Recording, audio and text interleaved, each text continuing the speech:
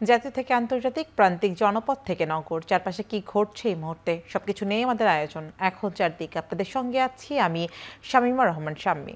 নির্বাচনের সময় প্রবাসে থাকা বাংলাদেশি ও দেশে ভোটের সাথে সম্পৃক্তদের জন্য ডিজিটাল পোস্টাল ব্যালটের ব্যবস্থা হচ্ছে বলে জানালেন প্রধান নির্বাচন কমিশনার। বলেন, সুষ্ঠুভাবে নির্বাচন আয়োজনে সব ধরনের প্রস্তুতি নিচ্ছে কমিশন। সকালে নির্বাচন ভবনে বিশিষ্ট নাগরিকদের সাথে কমিশনের ধারাবাহিক সংলাপের উদ্বোধনীতে সিসি এসব কথা বলেন। এ সময় তিনি আরও বলেন, সুষ্ঠুভাবে আগামী জাতীয় সংসদ নির্বাচন আয়োজনে সব ধরনের প্রস্তুতি নিচ্ছে কমিশন। দিনব্যাপী সংলাপে কমিশন দেশের বেশ কয়েকটি বিশ্ববিদ্যালয়ের ভিসি, সরকারি বেসরকারি বিভিন্ন প্রতিষ্ঠানের প্রধান সহ অন্তত অর্ধশত বিশিষ্ট ব্যক্তির মতামত নিয়েছে। এতে প্রধান নির্বাচন কমিশনারের সভাপতিত্বে অন্যান্য কমিশনার সহ ইসি সচিবালয়ের ঊর্ধ্বতন কর্মকর্তাবৃন্দ উপস্থিত ছিলেন। পর্যায়ক্রমে নারী প্রতিনিধি, গণমাধ্যম কর্মী ও নিবন্ধিত রাজনৈতিক দল সহ অংশীজনদের সাথে সংলাপ করবে ইসি। আমরা যারা বন্দী অবস্থায় আছে, হাজতবাসী আছে, তারা ভোট দেওয়ার সুযোগ পায় না, তাদেরকে আমরা ইনক্লুড করব। অনেক সরকারি কর্মচারী আছেন, দেশের বিভিন্ন জায়গায় পোস্টেড থাকেন, ডিউটিতে থাকেন, ওনারা যাতে ভোট দিতে পারেন সেই উদ্যোগটাও আমরা এবার নিয়েছি। বলতে পারবেন যে এটা মাইলফলক ইনোভেশন হবে, আমরা যে এটা আমরা যদি করতে পারি ইনশাল্লাহ করবো। ইনশাল্লাহ আমরা যে একটা সুষ্ঠু, সুন্দর, বিশ্বাসযোগ্য নির্বাচন দিতে প্রতিশ্রুতিবদ্ধ। প্রধান উপদেষ্টার ঘোষিত সময়ে নির্বাচন অনুষ্ঠিত হবে বলে জানিয়েছেন মৎস্য ও প্রাণী সম্পদ উপদেষ্টা ফরিদা আক্তার। রোববার ময়মনসিংহে আলোচনা সভায় কথা বলেন তিনি। সরকারের দিক থেকে নির্বাচনের জন্য পূর্ণ প্রস্তুতি রয়েছে বলেও জানিয়েছেন তিনি। আমাদের প্রস্তুতি আছে এবং আমরা যেটা দেখছি যে নির্বাচন কমিশনও তাদের যা যা করণীয় সেটা নিয়ে এগিয়ে যাচ্ছে। সরকারের দিক থেকে পূর্ণ প্রস্তুতি আছে এবং প্রধান উপদেষ্টা যে ঘোষণা দিয়েছেন সেই অনুযায়ী নির্বাচন হবে। একটি ভালো নির্বাচনের জন্য বিএনপি সরকার টিকিয়ে রেখেছে বলে মন্তব্য করেছেন বিএনপির ভাইস চেয়ারম্যান শামসুজ্জামান দুদু। আর পিআর পদ্ধতিতে নির্বাচন হলে জনগণ ভোটের অধিকার হারাবে বলে মন্তব্য করেছেন বিএনপি চেয়ারপারসনের উপদেষ্টা আব্দুস সালাম। সকালে প্রেস ক্লাবের সামনে জাতীয়তাবাদী লেখক ফোরাম আয়োজিত সন্ত্রাস ও বিশৃঙ্খলা সৃষ্টির মাধ্যমে গণতান্ত্রিক যাত্রাকে বাধাগ্রস্ত করার প্রতিবাদে শীর্ষক কবিতা পাঠ ও সমাবেশে এসব মন্তব্য করেন তারা। বলেন, পিআর হলে দুর্বল সরকার প্রতিষ্ঠা হবে, আর যারা ভারতকে প্রতিষ্ঠা করতে চায় তারাই দুর্বল সরকার চায় বলেও মন্তব্য করেন আব্দুস সালাম। এ সময় তিনি প্রশ্ন তোলেন, যারা আন্দোলন করছে দাবি না মানলে নির্বাচনে হবে না বলে ধমক দিচ্ছে, তারা ফ্যাসিবাদ ফিরে আসার সুযোগ করে দিচ্ছে কিনা। আর শামসুজ্জামান দুদু বলেন, একটি বিশেষ মহল মনে করছে নির্বাচন হলে তাদের ভবিষ্যৎ নেই, তাই নতুন নতুন দাবি সামনে এনে নির্বাচন ঠেকানোর চেষ্টা করছে। আমরা সরকারকে সমর্থন দিয়েছি গণতন্ত্রের পক্ষে, আমরা সরকারকে সমর্থন দিয়েছি, টিকিয়ে রেখেছি একটি ভালো নির্বাচনের জন্য। আমরা সরকারের কাছে প্রত্যাশা করি ভালো নির্বাচনের জন্য স্বল্প সময়ের মধ্যে যা যা করার সেগুলো উদ্যোগী হয়ে আপনি সিদ্ধান্ত নেবেন, সেটার প্রতি আমাদের সমর্থন আছে। এই পিআর সিস্টেম হলে কি হবে?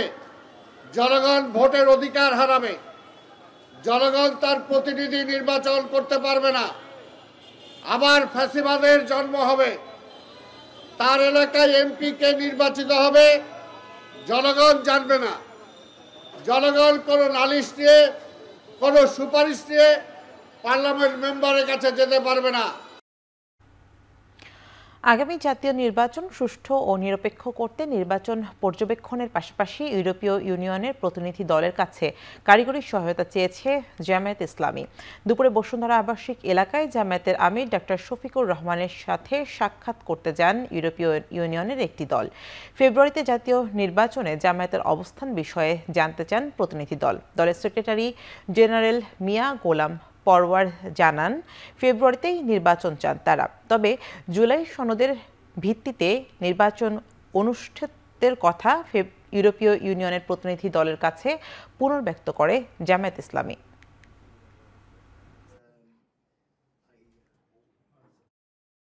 আমাদের নির্বাচন সুষ্ঠু, গ্রহণযোগ্য, নিরপেক্ষ করার জন্য প্রয়োজনীয় টেকনিক্যাল সাপোর্ট আপনারা দেবেন, কারিগরি সহযোগিতা যেন আপনারা দিতে পারেন, সেটাও আমির জামাত এই ডেলিগেশনের কাছে তারা অনুরোধ জানিয়েছেন। অত্যন্ত দৃঢ়তার সাথে বলেছেন আমরা ফেব্রুয়ারিতে ইলেকশনে যেতে চাই, প্রোভাইডেড আমাদের যে রিফর্ম প্রপোজালগুলো জুলাই সনদের আইনি ভিত্তির মধ্য দিয়ে এই নির্বাচনটাই এর ভিত্তিতে হইতে হবে, তাহলে নির্বাচন ফেয়ার, ফ্রি এবং ক্রেডিবল হবে।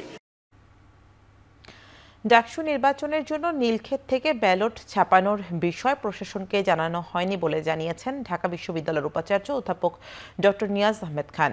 সকালে ডাকসু ও হল সংসদ নির্বাচন পরবর্তী বিভিন্ন ইস্যু নিয়ে এক সংবাদ সম্মেলনে তিনি কথা বলেন। উপাচার্য বলেন, কাস্ট ভোট কিংবা স্বাক্ষর করা ভোটের সংখ্যায় কোনো হেরফের হয়নি।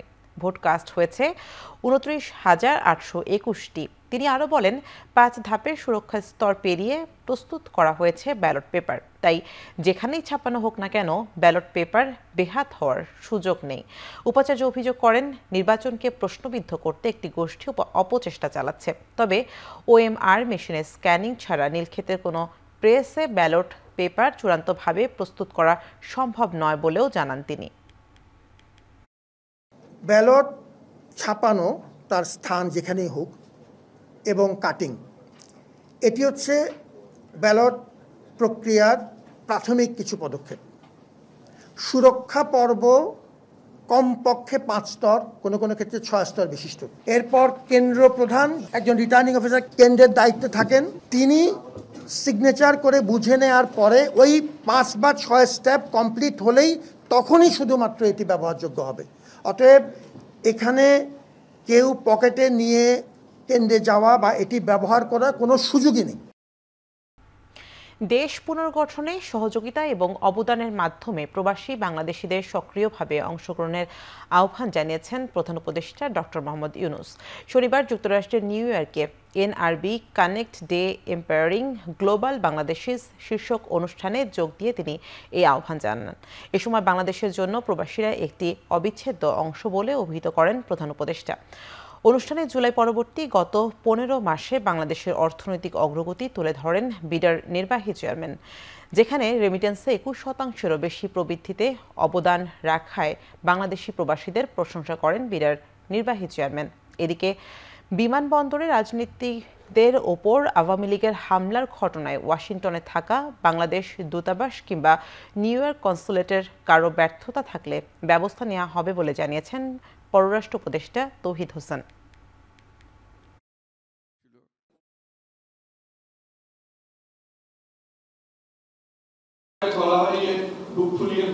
আমাদের অর্থনীতি মজবুত হয়েছে, সেটার একমাত্র কারণ হলো রেমিটেন্স।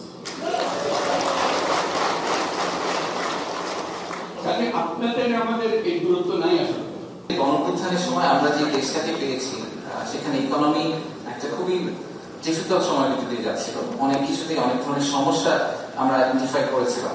তা আমরা যদি অন্যান্য দেশ যারা গণঅভ্যুত্থানের ভিতর দিয়ে গেছে তাদেরকে দেখি, এবং তারা সেই গণঅভ্যুত্থানের পরে ইনফ্লেশন বা জিডিপি গ্রোথ এইসব জায়গায় তারা যে ধরনের চ্যালেঞ্জ ফেস করেছেন, সেই তুলনায় বাংলাদেশ রিলেটিভলি গত 1 বছরে অনেক কম চ্যালেঞ্জ ফেস করেছে। So the economy is slowly turning it's corner. আমাদের যে চ্যালেঞ্জগুলো ছিল সেগুলোকে আমরা এখন পর্যন্ত মনে হচ্ছে আমরা মোটামুটি ওয়েদার করতে পেরেছি, নেভিগেট করতে পেরেছি। জাতিসংঘের অধিবেশনের মতোই নিউ ইয়র্কে NRB কানেক্ট ডে অনুষ্ঠানে প্রধান উপদেষ্টার পাশে ছিলেন সফরসঙ্গী বিএনপি, জামায়াত ও এনসিপির নেতারা। তারা বাংলাদেশ প্রশ্নে সবাই ঐক্যবদ্ধ থাকার উপর জোর দিয়েছেন। বিগত রেজিম আমাদের ধ্বংসস্তূপে পরিণত করেছিল।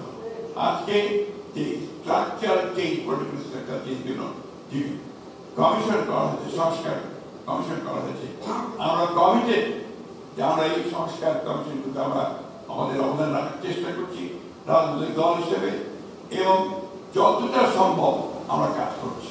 বাংলাদেশের মানুষ সংগ্রাম, লড়াই, মিনতের মজ্জাগত। যে কোনো বিপদে, যে কোনো দুঃসময়ে সবাই এক হয়ে লড়াই করতে জানে, তার প্রমাণ জুলাই দিয়েছে। প্রথমবারের মতো একটি ব্যতিক্রমী উদ্যোগী একটি সরকারি সফরে দেশের রাজনৈতিক স্টেক হোল্ডার যারা আছেন তাদের প্রতিনিধিত্বকে নিয়ে রেট অ্যান্ড নোটিস দেওয়া। আমাদের দেশে আনফর্চুনেট অনেক বড় সমস্যা হচ্ছে বড় ধরনের করাপশন। এই সমস্ত বিষয়গুলিকে যদি আমরা অ্যাড্রেস করতে পারি তাহলে বাংলাদেশ বিশ্ব একটি টাইগার হিসাবে অল্প সময়ে আবির্ভূত হতে পারবে। আমরা প্রবাসী একটা লাউঞ্জ করলাম বিমানবন্দরে, তারপরে আমরা আরেকটা লাউঞ্জ করেছি হচ্ছে যারা আপনার রাতে যারা এসে মানে দূরের থেকে আসেন রাত কাটাতে পারেন এরকম একটা লাউঞ্জ করেছি। আমাদের মধ্যপ্রাচ্যগামী যারা শ্রমিক আছেন ওরা বসতেই ইজি ফিল করছেন না, তো সেটা বিদেশিদের তাড়ানোর জন্য এবং আমাদের প্রবাসী ভাই বোনদের ওখানে ঢোকানোর জন্য অনেকগুলো মেকানিজম করা হয়েছে। জলবায়ু দুর্যোগে ক্ষতিগ্রস্তদের টেকসই ও সাশ্রয়ী আবাসনের জন্য বাংলাদেশের সহায়তা বাড়াতে ইউএন হ্যাবিটেটসকে আহ্বান জানিয়েছেন প্রধান উপদেষ্টা ডক্টর মোহাম্মদ ইউনুস। নিউ ইয়র্কে জাতিসংঘের সাধারণ পরিষদের সাইডলাইনে আন্ডার সেক্রেটারি জেনারেল এবং ইউএন হ্যাবিটেটসের নির্বাহী পরিচালক আনা ক্লাউডিয়া রাশবাচের সাথে এক বৈঠকে অধ্যাপক ডক্টর মোহাম্মদ ইউনুস এই আহ্বান জানান। এ সময় সুন্দর নগরায়নের জন্য সাশ্রয়ী মূল্যর আবাসন, বর্জ্য ব্যবস্থাপনা, ক্ষুদ্র ঋণ ভিত্তিক আবাসন সহ বিশ্বব্যাপী জলবায়ু পরিবর্তনের প্রভাবের বিভিন্ন বিষয়ে আলোচনা করেন তারা। আলোচনায় উঠে আসে বাংলাদেশে বসবাসরত রোহিঙ্গাদের আবাসনের বিষয়টিও। নিউ ইয়র্কে রোহিঙ্গা সংকট নিয়ে জাতিসংঘের উচ্চ পর্যায়ের সম্মেলনে অংশগ্রহণের জন্য ইউএন হ্যাবিটেটসকে আমন্ত্রণ জানান ডক্টর মোহাম্মদ ইউনুস। অপেক্ষার অবসান ঘটিয়ে মর্তে এসেছেন দেবী দুর্গা, তাই সকাল জুড়ে ছিল তাকে আহ্বান জানানোর আনুষ্ঠানিকতা। পঞ্চমীর সন্ধ্যাতেই দেবী দুর্গার বোধন হওয়ায় ষষ্ঠীর সকালে আনুষ্ঠানিকতা থাকে বিহিত পূজার। রাজধানী ঢাকেশ্বরী মন্দিরের বেলতলায় সকাল 9টা থেকে শুরু হয় বিহিত পূজার আনুষ্ঠানিকতা। পূজার প্রস্তুতি চলতেই ভিড় জমান ভক্তরা। আবাহন, আসন, পাদ্য, অর্ঘ্য, স্নান বা অভিষেক, ধূপ, দীপ, নৈবেদ্য, মন্ত্রপাঠ এবং পুষ্পাঞ্জলি অর্পণের মতো বিভিন্ন আচার অনুষ্ঠানের মধ্যে দিয়ে সম্পন্ন হয় এই পূজার। এবছর গজে চড়ে শ্বশুরবাড়ি কৈলাস থেকে কন্যারূপে মর্তলোকে বাবার বাড়ি বেড়াতে এসেছেন দেবী দুর্গা, ফিরবেন দোলায় চড়ে। এবার সারা দেশে 33,355টি মণ্ডপ ও মন্দিরে শারদীয় দুর্গাপূজা অনুষ্ঠিত হচ্ছে, আর রাজধানীতে হচ্ছে 259টি পূজা। বেশ কয়েকটি জায়গায় প্রতিমা ভাঙচুর হয়েছে, তার মানে একটি নগ্ন চেহারা, একটি খারাপ মানসিকতার একটি প্রতিচ্ছবি। এটি তো হতে পারে না, এটি আমরা মেনে নিতে পারি না, আমাদের কাছেও খারাপ লাগে। এবং এদেশের বৃহত্তর জনগোষ্ঠী যারাই মানবিক না কেন তারাই জিনিসটাকে কিন্তু উপলব্ধিতে করবেন। মা যেন আমাদের সকলকে ভালো রাখেন এবং দেশ ও দশের কল্যাণমূলক কাজ করেন। মা দুর্গা মানে দশভুজা, এবং সাথে উনি দেশের যত দুষ্টের দমন, শিষ্টের পালন, ষোলদের পরিত্রাণ করেন। মহাষষ্ঠীর দিনে এসেছি এখানে, মা বাবার সাথে এসেছি, সবার সাথে অনেক আনন্দ করছি, সবার পুরনো অনেক বন্ধুদের সাথে দেখা হচ্ছে। কোথায় গেলে কি কোনো বিপদ হবে কিনা এরকম একটা মনে আছে, তারপরেও মার উপর ছেড়ে দিয়েছি সব। মা দুর্গাই আমাদের রক্ষা করবেন এরকম মনে একটা ছেড়ে দিয়েছি। এবছর মনে হচ্ছে হয়তো কোথাও না কোথাও সেই আবহাওয়াটা একটুখানি ঠান্ডা হয়ে গেছে। এখন বাদবাকিটা মা দুর্গা জানেন, সবকিছু তার হাতে সে বলতে পারবেন। এদিকে ঢাকার বাইরেও সকাল থেকে মন্ত্রপাঠ, ঢাকের বাজনা আর উলুধ্বনিতে মুখর হয়ে ওঠে প্রতিটি মন্দির আর মণ্ডপ। নানান থিম আর রূপে সাজানো হয়েছে চট্টগ্রামের পূজা মণ্ডপগুলো। মহাষষ্ঠীতে মন্ত্রপাঠ, ঢাকের বাজনা আর উলুধ্বনিতে মুখর হয়ে ওঠে প্রতিটি মন্দির। ময়মনসিংহের প্রতিমা সাজানো, আলোকসজ্জা, ধূপ ধুনো ও ঢাক ঢোল সবকিছু মিলিয়ে তৈরি হয় ধর্মীয় ও সাংস্কৃতিক মিলন মেলা। মন্দিরগুলোতে চলে কল্পারম্ভ ও বিহিত পূজা। দুর্গাপূজার আগমনে রাজশাহী জুড়ে মণ্ডপে মন্দিরে উচ্ছ্বসিত হয় ভক্তরা।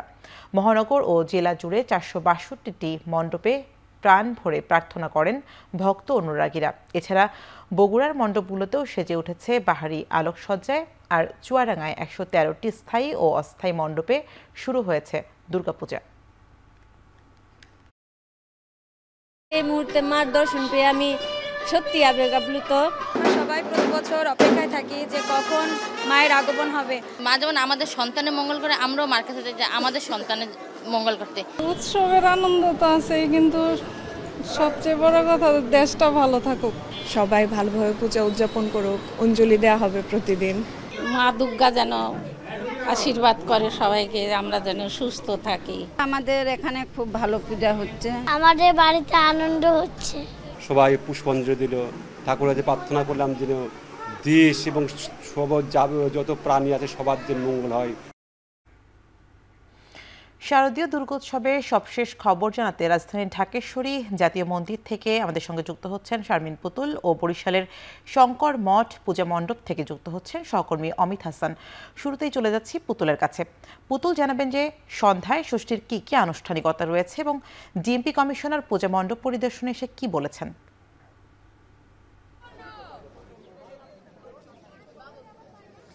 স্বামী মহাষষ্ঠী শুরু হয়ে গেছে বিহিত পূজার মধ্য দিয়ে সকালবেলা। তো সারা দিনের পূজা করছেন এবং সন্ধ্যার দিকে দেবী দুর্গাকে বিভিন্ন সাজসজ্জার মধ্য দিয়ে পোশাক এবং অলংকার পরিয়ে কিন্তু সর্বসাধারণের জন্য উন্মুক্ত করে দেওয়া হবে এবং তিথি এবং ক্ষণ দেখেই কিন্তু সাধারণত ষষ্ঠীর যে আবাহন রয়েছেন সেটা সম্পূর্ণ করা হবে এবং দেবী দুর্গার জন্য হচ্ছে আপনার বেল গাছকে দেবী কল্পনা করে কিন্তু তাকে প্রার্থনার মধ্য দিয়েই ভক্তকুলের জন্য আপনার প্রার্থনা করা হবে যাতে দেবী জেগে ওঠেন এবং তিনি কৈলাস থেকে মর্তলোকে এসেছেন এবং মর্তলোকে এসে ভক্তকুলের যে যারা রয়েছেন তাদের সর্বসাধারণের জন্য তিনি দেবী দুর্গা কল্পনারূপে আরাধনা করা হবে এবং দেবী দুর্গাকে জাগিয়ে তোলা হবে প্রার্থনার মধ্য দিয়ে এবং বোধন পূজায় শিব, দুর্গা, নারায়ণ ও কুল দেবতাদের উদ্দেশ্যে নৈবেদ্য নিবেদন করা হবে এবং বোধনের পরেই কিন্তু আপনার অধিবেশনের পালা। দেবীকে আবাহন করা হয় এবং পরের দিন অর্থাৎ সপ্তমীতে পূজা গ্রহণ করার জন্য কিন্তু দেবীকে আমন্ত্রণ জানানো হয় এই ষষ্ঠী পূজার বোধন পূজার মধ্য দিয়ে এবং বোধনের স্থলে দেবীর উপরে যে দেবীর বেদির উপরে যে বেলগাছ বসানো হবে তার সামনে পঞ্চপল্লব এবং ডাব দিয়ে ঘট স্থাপন করা হবে এবং পঞ্চপল্লব অর্থাৎ আম, অশ্বত্থ, বট এবং যে পাকুড় এবং যজ্ঞ ডুমুর এবং ওই দেবীকে কিন্তু বেলগাছটিকে দেবী কল্পনা করে এবং আরাধনা করা হবে এবং ডিএমপি কমিশনার জানিয়েছেন ঢাকা মহানগরের মধ্যে যে 254টি পূজা মণ্ডপ রয়েছে তার মধ্যে 89টি পূজা মণ্ডপে তারা একটু অধিক ঝুঁকিপূর্ণ বলে চিহ্নিত করেছেন। তবে গতবারের তুলনায় এবছরে পুলিশ বাহিনী এবং আইনশৃঙ্খলা বাহিনী সুসংগঠিত রয়েছে এবং কোনো ধরনের কোনো প্রকার আপনার আশঙ্কা নেই নাশকতার। সেই কারণে কিন্তু বেশ আশা প্রকাশ করেছেন যে কোনো প্রকার নিরাপত্তার ঝুঁকি নেই। এই ছিল স্বামী আমার কাছে সবশেষ। রাজধানীর ঢাকেশ্বরী মন্দির থেকে ষষ্ঠী পূজার আয়োজন নিয়ে জানাচ্ছিলেন সহকর্মী পুতুল এবং এই মুহূর্তে আমরা বরিশালের খবর জানতে চাই। সেখানে আছেন অমিত জানাবেন যে ষষ্ঠী পূজায় এই মুহূর্তে কি ধরনের আয়োজন দেখছেন এবং ভক্তদের সমাগম কেমন। আমি একটু জানিয়ে রাখি যে গতকাল থেকেই আমরা দেখেছি যে বরিশাল মহানগরীর যে মণ্ডপগুলোতে রয়েছে সেই মণ্ডপগুলোতে যারা দর্শনার্থী রয়েছেন কিংবা ভক্তরা রয়েছেন তারা ভিড় করছেন পূজা মণ্ডপ ঘিরে এবং আজকেও আমরা দেখেছি যে বিকাল থেকেই কিন্তু বরিশালের যে মণ্ডপগুলো রয়েছে সেগুলোতে ভক্তরা ভিড় করছেন, দর্শনার্থীরা এসে প্রতিমা দেখছেন, ঘুরছেন এবং তাদের সময় কাটাচ্ছেন। এবং একটু জানিয়ে রাখি যে আজকে সন্ধ্যার পর থেকেই যে ষষ্ঠী পূজার যে আনুষ্ঠানিকতা সেটি শুরু হবে এবং তার মধ্যে থেকেই দুর্গাপূজার যে মূল আনুষ্ঠানিকতা সেটি শুরু হবে এবং এই মুহূর্তে দেখছেন যে এই মন্দিরটিতে কিন্তু ভক্তরা ইতিমধ্যে ভিড় করেছে এবং আমরা বরিশাল নগরের অন্য বেশ কয়েকটি মন্দিরে ঘুরেছি, সেখানেও আমরা দেখেছি যে পূজার যে প্রস্তুতি সেটি কিন্তু তারা নিচ্ছেন এবং সন্ধ্যার পরপরই বিশেষ করে 7টা নাগাদ বেশ কিছু মন্দিরেই কিন্তু ষষ্ঠী পূজার যে আনুষ্ঠানিকতা কিংবা পূজার যে আচার ব্যবহার সেগুলো কিন্তু শুরু হবে এবং এই মুহূর্তে বরিশাল নগরের শঙ্কর মঠ এলাকায় রয়েছি। শঙ্কর মঠ মণ্ডপে আমরা দেখেছি যে দর্শনার্থীরা কিন্তু আসছেন, তারা তাদের যে পরিবার পরিজন তাদেরকে নিয়ে আসছেন এবং ঘুরে বেড়াচ্ছেন এবং এই মন্দিরটিতে কিন্তু আলোকসজ্জাও করা হয়েছে। বিশেষ করে বরিশাল মহানগরী জুড়েই কিন্তু প্রচুর পরিমাণে এবার আলোকসজ্জা করা হয়েছে, যেগুলো দেখতে মানুষ বের হচ্ছেন, ঘুরছেন এবং যারা দর্শনার্থী কিংবা ভক্তরা রয়েছেন তারা বলছেন যে নিরাপদে খুব সুন্দর সুষ্ঠুভাবে এবারের দুর্গাপুজো অনুষ্ঠিত হবে এমন প্রত্যাশা করছেন তারা, এবং তারা যেন সবাইকে নিয়ে খুব সুন্দরভাবে এই পূজাটি উদযাপন করতে পারেন। এ লক্ষ্যেও তারা ভালোভাবে পূজা উদযাপন কিংবা নিরাপত্তা জোরদার করার দাবি জানিয়েছেন। এবং সকাল থেকে আমরা দেখেছি যে বরিশালের যে পূজা মণ্ডপগুলো রয়েছে সেগুলোতে আইন শৃঙ্খলা বাহিনীর বেশ তৎপরতা রয়েছে, বিশেষ করে আনসার বাহিনীর সদস্যরা তারা কিন্তু এখানে থাকছেন। এছাড়া পুলিশ, র্যাব এবং সেনাবাহিনীর সদস্যরা প্রতিনিয়তই কিন্তু টহল দিচ্ছেন এবং যে মণ্ডপগুলো রয়েছে সেগুলো ঘুরে দেখছেন যাতে আইন শৃঙ্খলা বাহিনী ঠিকঠাক থাকে সে কারণে। এবং এই মন্দিরটি শুধু নয়, বরিশালের যে মণ্ডপগুলো রয়েছে সেগুলো কিন্তু খুব সুন্দরভাবে সুসজ্জিতভাবে সাজানো হয়েছে এবং প্রতিমাগুলোকেও কিন্তু আলাদাভাবে একটি সাজানো সুসজ্জিত করা হয়েছে। সব মিলে বলা যায় বরিশালে উৎসব মুখর পরিবেশে এবার অনুষ্ঠিত হচ্ছে শারদীয় দুর্গাপূজা। বরিশাল থেকে এই ছিল আমার কাছে সর্বশেষ। আমি শারদীয় দুর্গোৎসবে ষষ্ঠী পূজার আয়োজন নিয়ে আমাদের সঙ্গে যুক্ত ছিলেন সহকর্মী শারমিন পুতুল এবং বরিশাল থেকে যুক্ত ছিলেন অমিত হাসান। সারা দেশে পূজার নিরাপত্তায় আইন শৃঙ্খলা বাহিনীর 1 লাখ সদস্য মোতায়েন আছে বলে জানিয়েছেন স্বরাষ্ট্র উপদেষ্টা জাহাঙ্গীর আলম চৌধুরী। দুপুরে সচিবালয়ে আইন শৃঙ্খলা বিষয়ক সভা শেষে ব্রিফিংয়ে তিনি বলেন, সামাজিক মাধ্যমে সাম্প্রদায়িক সম্প্রীতি বিনষ্টে যারা গুজব ছড়াচ্ছে তাদের বিরুদ্ধে কঠোর ব্যবস্থা নেওয়া হবে। এছাড়া খাগড়াছড়িতে সব পক্ষকে সাথে নিয়ে সংকট নিরসনে পার্বত্য চট্টগ্রাম বিষয়ক উপদেষ্টা কাজ করছেন বলেও জানান স্বরাষ্ট্র উপদেষ্টা। পুলিশ এবং অন্যান্য আইন শৃঙ্খলা বাহিনীর সদস্যরা গতবারের ন্যায় দায়িত্ব পালন করে যাচ্ছে এবং নিয়মিত টহল পরিচালনা করে। তাদের সংখ্যা প্রায় 70,000-এর মতো। সামাজিক যোগাযোগ মাধ্যমে শারদীয় দুর্গাপূজাকে কেন্দ্র করে সাম্প্রদায়িক সম্প্রীতি বিনষ্ট করার লক্ষ্যে দুষ্কৃতিকারী ও গুজব সৃষ্টিকারীদের বিরুদ্ধে কঠোর আইনানুগ ব্যবস্থা গ্রহণ করা হবে। আপনারা সবসময় সঠিক সংবাদ পরিবেশন করায় কিন্তু দেশবাসীরা উপকৃত হচ্ছে। তা না হলে পার্শ্ববর্তী দেশ এবং ফ্যাসিস্টের কিছু দোসর সবসময় একটা মিথ্যা সংবাদ স্পেশালি ইউটিউব, ফেসবুক এগুলিতে দিয়ে দেয়। এগুলি আপনারা প্রতিবাদ করবেন এবং প্রকৃত যে তথ্য ওটা আপনারা সবার সামনে উঠে ধরবেন। চট্টগ্রামে বিদ্যানন্দ ফাউন্ডেশনের উদ্যোগে শুরু হয়েছে 10 টাকার পুজোর বাজার। সকালে নগরীর জামাল খানের এক্সক্লুসিভ কনভেনশন হলে এই বাজার বসে। বাজারের উদ্বোধন করেন চট্টগ্রাম সিটি কর্পোরেশনের মেয়র ডক্টর শাহাদাত হোসেন। নামমাত্র মূল্যে প্রয়োজনীয় পণ্য ও পোশাক কিনে খুশি সাধারণ মানুষ। ফলে বাজারে ভিড় করেছেন অনেকেই। বিদ্যানন্দের এমন উদ্যোগকে স্বাগত জানান চট্টগ্রাম সিটি কর্পোরেশনের মেয়র। পুজোর সময় সাধারণ মানুষের হাতে নিত্য প্রয়োজনীয় জিনিস পৌঁছে দিতে এমন কার্যক্রমকে যুগোপযোগী বলছে বিদ্যানন্দ ফাউন্ডেশনের সদস্যরা। বিদ্যানন্দের এই আয়োজনের ফলে নগরীর হাজারো মানুষ পেয়েছেন পুজোর আনন্দ ভাগাভাগি করার সুযোগ।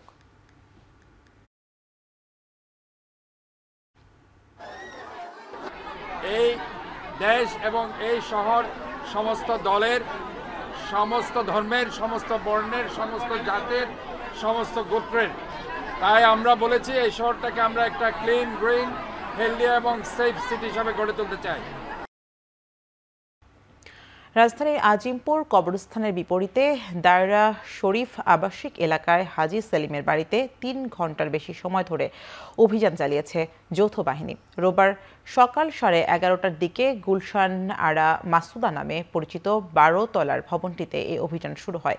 বাড়িটির নিচতলায় বেসমেন্টে একটি গোপন কক্ষে 3টি বিলাসবহুল গাড়িসহ 6টি গাড়ি পাওয়া যায়। গাড়িগুলোর একটি হাজি সেলিমের, 3টি সংশ্লিষ্ট প্রতিষ্ঠানের।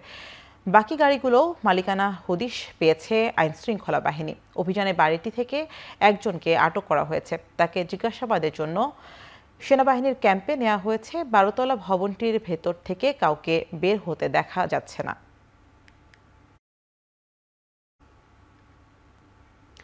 দুর্গাপূজার জন্য খাগড়াছড়িতে স্থগিতের কয়েক ঘন্টা পর আবারও অবরোধ পালন করছে যুব ছাত্র জনতা। শনিবার রাত 12টার দিকে সনাতন ধর্মাবলম্বীদের উৎসবের কথা বিবেচনায় 3 অক্টোবর পর্যন্ত অবরোধ স্থগিতের ঘোষণা দিয়েছিল পাহাড়ি সংগঠনগুলো। কিন্তু এর পরপরই পাহাড়িদের মাঝে তৈরি হয় অসন্তোষ। টানা কর্মসূচি পালনের আহ্বান জানায় বিভিন্ন দল, মত ও পাহাড়ি সংগঠনের নেতারা। তারই পরিপ্রেক্ষিতে গেল রাত 3টার দিকে সিদ্ধান্ত পরিবর্তন করে আবারও লাগাতার কর্মসূচি ও অবরোধের ডাক দেন তারা। এদিকে গতকাল পাহাড়ি বাঙালি সংঘর্ষের পর খাগড়াছড়ি পৌরসভা সদর এলাকায় 144 ধারা জারি করা হয়। আইন শৃঙ্খলা পরিস্থিতি স্বাভাবিক রাখতে মোতায়েন করা হয়েছে বিজিবি ও সেনাবাহিনী। বন্ধ আছে দোকানপাট, স্কুল, কলেজ ও ব্যবসা প্রতিষ্ঠান। দূরপাল্লা ও অভ্যন্তরীণ যানবাহনও বন্ধ রয়েছে। খাগড়াছড়ির আইন শৃঙ্খলা পরিস্থিতি নিয়ে জেলা প্রশাসনের উদ্যোগে মতবিনিময় সভা অনুষ্ঠিত হয়েছে। সভায় পার্বত্য চট্টগ্রাম বিষয়ক মন্ত্রণালয়ের উপদেষ্টা সুপ্রদীপ চাকমা, আইন শৃঙ্খলা বাহিনীর ঊর্ধ্বতন কর্মকর্তা, রাজনৈতিক, সামাজিক ও সুশীল সংগঠনের প্রতিনিধিরা অংশ নেন। সভায় নারী নিপীড়ন, সাম্প্রদায়িক দাঙ্গা ও সহিংস ঘটনায় উদ্বেগ জানানো হয়। যে কোনো ঘটনা নিয়ে সহিংসতা ও উভয় পক্ষের সংঘর্ষে জড়িয়ে পড়ার ঘটনার নেপথ্যে কারা রয়েছে তাদের খুঁজে বের করার পাশাপাশি আইনের আওতায় আনার বিষয়টি গুরুত্ব পায়। গতকালের মতো আর যেন অনাকাঙ্ক্ষিত সংঘর্ষের ঘটনা না ঘটে সেজন্য সবাইকে সজাগ থাকার আহ্বান জানান পার্বত্য চট্টগ্রাম বিষয়ক মন্ত্রণালয়ের উপদেষ্টা সুপ্রদীপ চাকমা। শ্রমিকদের বেতন বৃদ্ধির ইস্যুতে কেন্দ্র করে তৃতীয় দিনের মতো বন্ধ রয়েছে চাঁপাইনবাবগঞ্জ, রাজশাহী ও নাটোর থেকে ঢাকাগামী বাস চলাচল বন্ধ থাকায় চরম ভোগান্তিতে পড়েছেন যাত্রীরা। পূজার ছুটিতে সকালে রাজশাহীর শেরোইল বাস স্ট্যান্ডে এসে বাস না পেয়ে বিপাকে পড়েন যাত্রীরা। তাদের অভিযোগ, অগ্রিম টিকিট কাটা থাকলেও টাকা ফেরত দেওয়া হচ্ছে না, এমনকি কোনো বিকল্প ব্যবস্থাও রাখা হয়নি।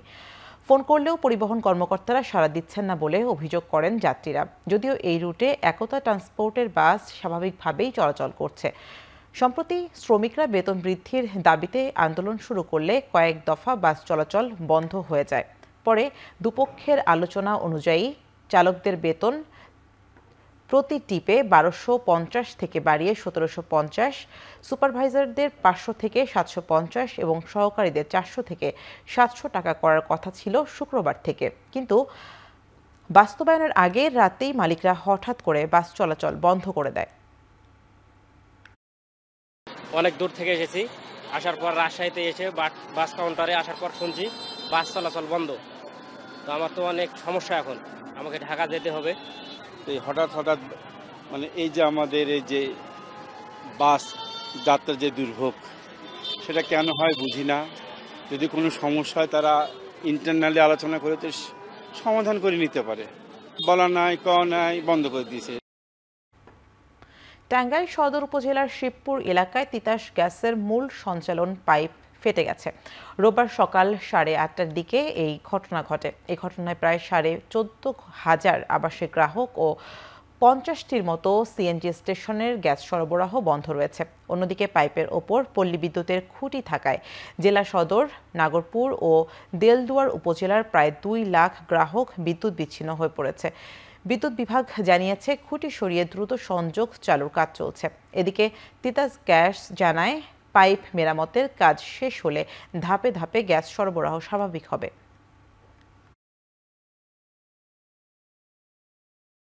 সিলেট সিটি কর্পোরেশনে ব্যাটারি চালিত রিকশা বন্ধ ও ফুটপাত দখলমুক্ত করার দাবিতে বিক্ষোভ মিছিল করেছেন নগরবাসী।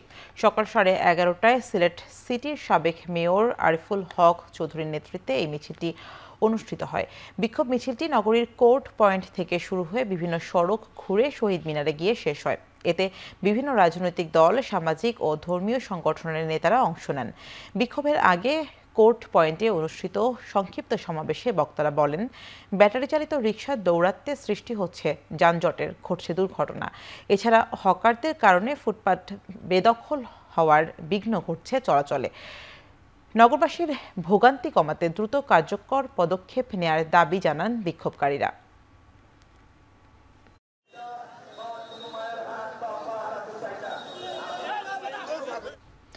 নওগাঁয় ঘুষ, দুর্নীতি ও সরকারি কর্মকর্তাদের স্বেচ্ছাচারিতায় নাগরিক সেবা হয়রানির অভিযোগে নাগরিক উন্নয়ন ফোরামের ব্যানারে মানববন্ধন অনুষ্ঠিত হয়েছে। বেলা 11টায় শহরের মুক্তির মোড়ে পৌরসভার সামনে এই কর্মসূচি পালিত হয়।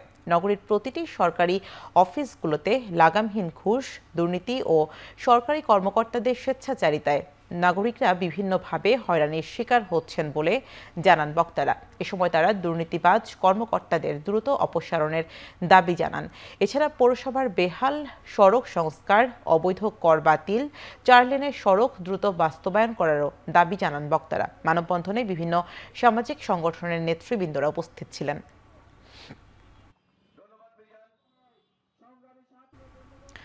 যশোর পানি উন্নয়ন বোর্ডের ঊর্ধ্বতন হিসাব সহকারী মহসিন আলীর বিরুদ্ধে অনিয়ম দুর্নীতির অভিযোগ এনে মানববন্ধন করেছেন প্রতিষ্ঠানটির আউটসোর্সিং কর্মীরা। দুপুরে যশোর প্রেস ক্লাবের সামনেই মানববন্ধন অনুষ্ঠিত হয়। ঘণ্টাব্যাপী মানববন্ধনে অর্ধশতাধিক আউটসোর্সিং কর্মী উপস্থিত ছিলেন।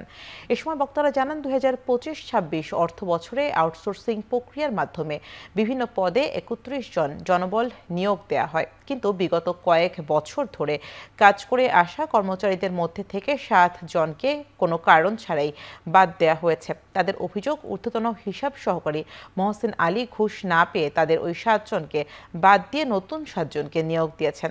এজন্য তাদের প্রত্যেকের কাছ থেকে 5 লাখ টাকা করে নেওয়ারও অভিযোগ রয়েছে। এমনকি অপ্রাপ্ত বয়স্ক কয়েকজনকে নিয়োগ দেওয়া হয়েছে। মানববন্ধনে মহসিন আলীর অনিয়ম দুর্নীতির অভিযোগ তদন্ত করে নিয়োগ প্রক্রিয়া বাতিলের দাবি জানানো হয়।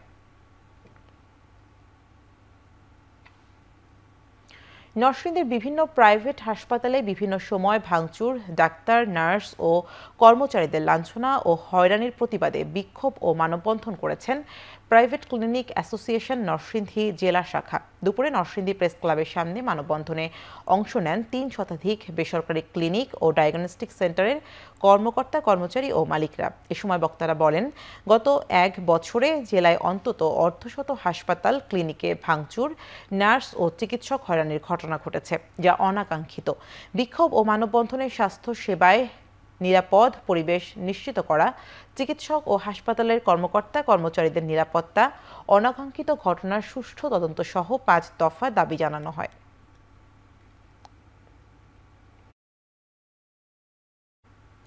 চট্টগ্রাম বন্দরের নিলাম থেকে 1.5 কোটি টাকার কাপড় ভর্তি 2টি কন্টেইনার গায়েবের ঘটনায় তদন্তে নেমেছে দুর্নীতি দমন কমিশন।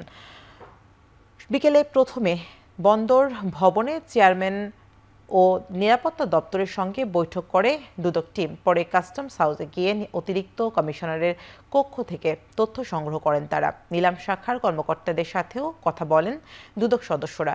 গত ফেব্রুয়ারি ও জুলাই মাসে বিডাররা নিলাম থেকে কন্টেইনার 2টি কিনে সব শুল্ক ও চার্জ পরিশোধ করলেও খালাস নিতে গিয়ে জানতে পারেন কন্টেইনার নেই।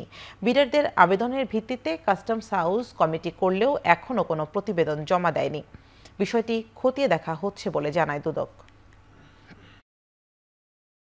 যেহেতু ডকুমেন্টসগুলো নিলাম শাখাতে আছে, ওখানকার অফিসারের সাথে কথা বলে রেকর্ডপত্রগুলো নিলে আমরা বুঝতে পারবো যে আসলে কি আছে। যে 2 জন বিডার এখানে আবেদন করেছেন, ওনারা কিন্তু এগুলো অনেক আগের ঘটনা। একজন হচ্ছে ফেব্রুয়ারিতে, একজন হচ্ছে জুলাইতে। তাহলে এতদিন পর্যন্ত ওনারা মালামালগুলো বুঝে পাননি। তাহলে এটা স্বাভাবিকভাবেই মনে হচ্ছে যে এখানে অস্বাভাবিক কিছু ঘটেছে আর কি। তো এটা একটু আমরা খতিয়ে দেখছি। এবারে দেশের বাইরের খবর। ক্ষমতাচ্যুত হওয়ার পর প্রথমবারের মতো জনসমক্ষে আসলেন নেপালের সাবেক প্রধানমন্ত্রী কেপি শর্মা ওলি। ভক্তপুরে নিজের রাজনৈতিক দলের ছাত্র সংগঠন আয়োজিত এক সমাবেশে যোগ দেন তিনি। এ সময় তিনি দেশটির বর্তমান অন্তর্বর্তী সরকারের তীব্র সমালোচনা করেন।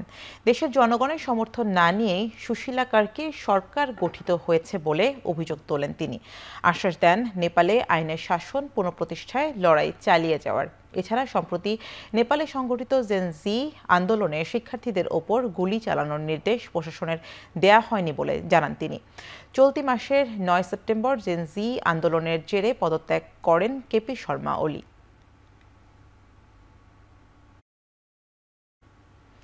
ভারতের জনপ্রিয় অভিনেতা ও রাজনীতিবিদ থালাপতি বিজয়ের বিরুদ্ধে মামলা করেছে পুলিশ। এছাড়া থালাপতির সমাবেশে নিষেধাজ্ঞা চেয়ে হাইকোর্টে পিটিশন দায়ের করেছে ভুক্তভোগীরা। এদিকে পদ্মদলিতের ঘটনায় নিহতের সংখ্যা বেড়ে 40 জনে দাঁড়িয়েছে। এই ঘটনায় ক্ষোভে ফুঁসে উঠেছে তামিলনাড়ুর সাধারণ মানুষ। হামলার আশঙ্কায় থালাপতি বিজয়ের বাড়ির নিরাপত্তা জোরদার করা হয়েছে। তবে ঘটনাটির পেছনে গভীর ষড়যন্ত্র রয়েছে বলে দাবি করেছে থালাপতির দল টিভিকে। বিশেষ তদন্তের উদ্দেশ্যে চেন্নাইয়ের উচ্চ আদালতে মরণাপন্ন হওয়ার ঘোষণা দিয়েছে দলটি। পুলিশ জানায়, নির্ধারিত সময়ের চেয়ে 7 ঘন্টা পরে সমাবেশে যোগ দেয় সমর্থকেরা গরমের মধ্যে হুড়োহুড়ি করায় দুর্ঘটনা ঘটে। এছাড়া সমাবেশটিতে ধারণ ক্ষমতার চেয়ে বেশি মানুষ ছিল বলেও জানিয়েছে তামিলনাড়ু পুলিশ।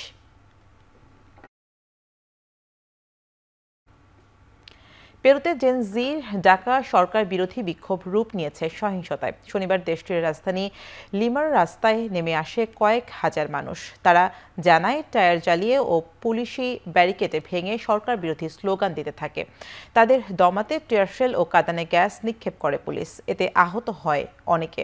বিক্ষোভকারীদের অভিযোগ, তাদের শান্তিপূর্ণ আন্দোলনে কোনো কারণ ছাড়াই হামলা চালিয়েছে পুলিশ।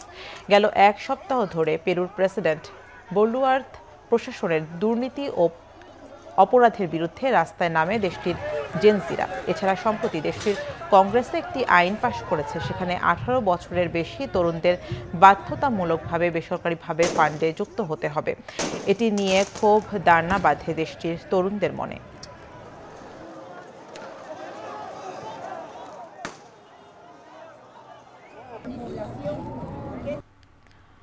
হংকংয়ের বিপক্ষে এশিয়ান কাপ বাছাইয়ে ম্যাচের জন্য 28 সদস্যর প্রাথমিক দল ঘোষণা করেছে বাফুফে। দলে ফিরেছেন হামজা চৌধুরী ও সমিত সোম।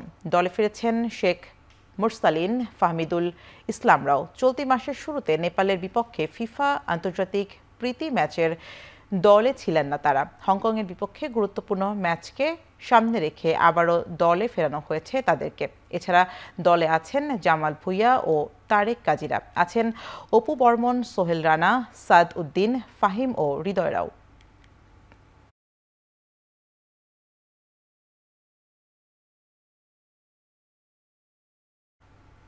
শেষ করছি এখন চারদিকের আয়োজন। এখন টেলিভিশন ওয়েবসাইটে দেখতে ভিজিট করুন www.ekon.tv, ফেসবুকে দেখতে ভিজিট করুন facebook.com/tv.ekon এবং ইউটিউবে দেখতে ভিজিট করুন youtube.com/c/ekontv।